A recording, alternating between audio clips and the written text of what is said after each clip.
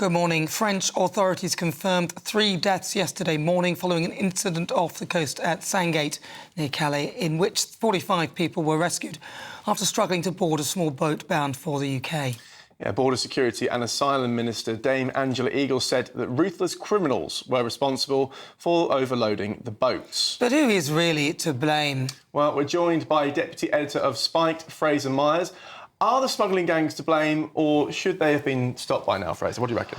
Well, it's the Starmer's policy is to smash the gangs, but it looks like the gangs are smashing Starmer, unfortunately. I think the issue here is that we all want to see enforcement of the law. We all want to see these criminal gangs brought to boot, but there doesn't seem to be any other policy on the other end that is essentially reducing the incentive to come over. I think, unfortunately, tragedies like this happen because people know that if they come to Britain, there is next to zero chance of them being deported. Even if they have an asylum claim denied, they will probably just be absorbed into the black economy. Even if they commit sometimes horrendous crimes, they might not be deported, whether on human rights grounds, under our own laws, or due to the ECHR.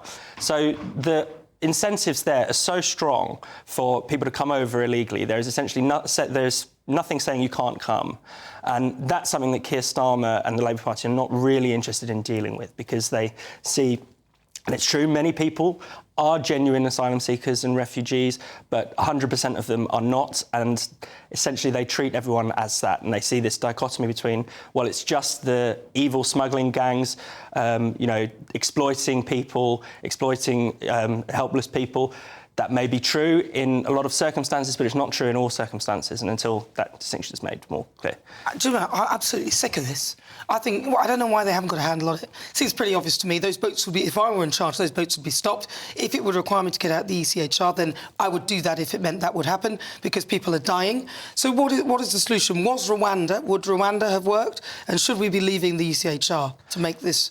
I think we will have to leave. I think we do have to leave the ECHR. I think we've got to the situation where, there's been some incredibly bizarre cases this year where even people who, any sane person would say they should be deported. So recently there was a Congolese man who sexually assaulted his own stepdaughter, but was allowed to stay in the UK on the grounds of his right to a family life. Now, this is the same family that he is, terrorising, and he has to stay in the UK on those grounds. So, being in the ECHR, the years of case law creates all these kinds of absurdities that we can't seem to wriggle out of. So that's a big factor. Rwanda, I'm not so sure about, but we just need to enforce the law as it is. Essentially, if you come here, you will easily be able to slip away. There are so many cases where people have been told you're not allowed to stay, but they're not actually deported. So there's nothing to disincentivize people from coming. Fraser, you must be pretty pessimistic then, because the odds of us leaving the ECHR are next to zero under this government, or indeed even with the Conservatives under Kemi Badenoch. So, in your view, we're doomed, aren't we?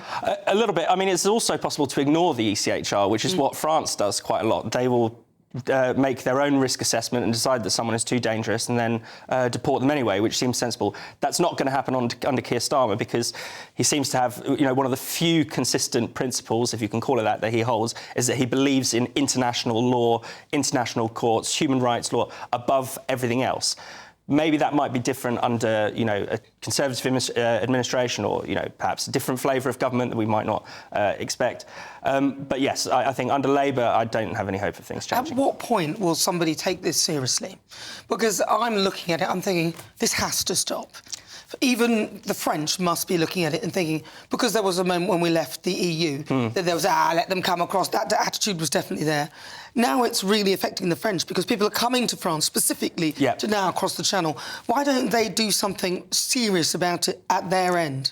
Well, I think it's hard to say how much or little they're doing, but I think but you're right, we do have to take this seriously.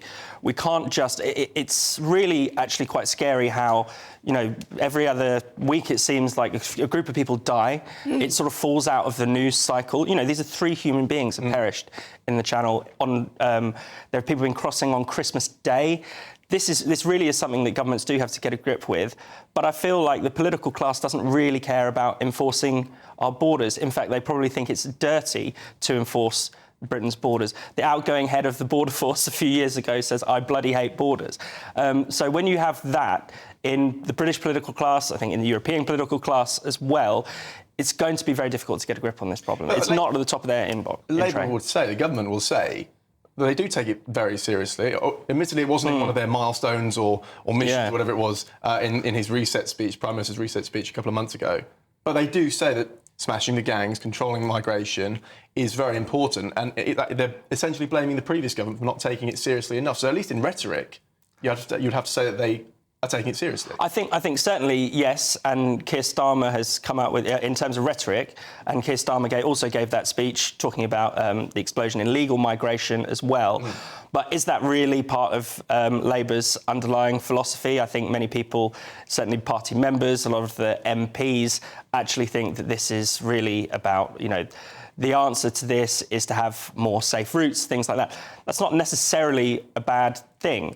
People can be generous to genuine asylum seekers. We have been in this country. Think about all the hundreds of thousands of people who've come from Hong Kong, escaping oppression from the CCP or from Ukraine during the war. People understand that it's the right thing to do to give asylum to people in those circumstances. But I think Labour seems to see everyone automatically as deserving of a right to come here. And I think that's sort of baked into how they see the world, even if Keir Starmer gives a speech decrying the Tories being an open borders party. So what do you think it should be the first thing that a Labour government could do? Because smashing the gangs, the rhetoric, as Adam says, they've had a lot of rhetoric. They've all been talking, they're all talking a load of nonsense. Nobody's actually done anything. I actually miss Rishi Sunak now. Does anybody miss Rishi Sunak? But, the question is, what should be the first move for this government to try and fix the situation, in your view? I think you have to send a message to people who are coming over illegally, especially if they don't have a right to, they don't have two legs to stand on in terms of their right to asylum, that, they will be sent home. And that currently isn't the case. I mean, there's barely, I suppose this is a problem more broadly. There's no enforcement of most laws at the moment in the UK, let alone immigration law. I think that has to be the message. People need to know. I suppose that was the point of... Well, there's an enforcement of there is That's the only one that... exactly. Unfortunately, yes. So that would mean, looking at, not necessarily repealing the entire Human Rights Act, but looking at what aspects of this are getting in the way of a sensible migration policy. What can we do about the ECHR? Which rulings can we ignore, even before we get into the tricky thing of actually leaving it? The ECHR question looms over Westminster, doesn't it? How do you see this playing out in SW1? So you've got half the Tories saying you should leave the ECHR, the other half of which Kevin Badenoch leads, really saying no, we shouldn't. Then you've got Reform snapping at the heels. Is this just going to create more chaos over the next 4 years, 4.5 years? I think, there is always the potential for even though there's only 120 Tories, they could still split and still argue over this. I think Kemi Badenoch is more open to it, but I think she just doesn't want to be committed on any position at the moment. I think they have about one policy at the moment, which is like backing the farmers. But I don't think it will be possible. I think if the Conservatives don't back leaving the ECHR, then they've left such a big flank open for Reform to take over, to take that position. I think it is untenable, actually, for the Conservative Party to say that this doesn't matter, that the ECHR is irrelevant. I think that will be exposed in the debate. I think they will either have to come towards that position, perhaps offer a referendum or something like that. Heaven forbid. That would be great fun. And obviously people will vote to leave because the arguments are fairly simple.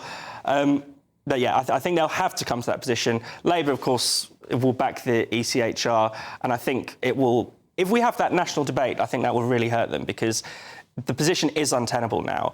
ECHR, good idea, after the Second World War, but the case law has changed things so much that it has essentially created its own web of laws that have become impossible for a country like us, a country that takes these obligations seriously, to get out of. OK, so what about, in the interim, whilst we're trying to work out what to do with that, is there any way of stopping people who come here, if they fail their asylum, to stop having us fund all the litigious process? So more and more appeals, more lawyers. I mean, we're paying for that. Yeah. There must be a way to say, well, you failed once, you've had one chance. If you want to do it again, you need to pay for it yourself.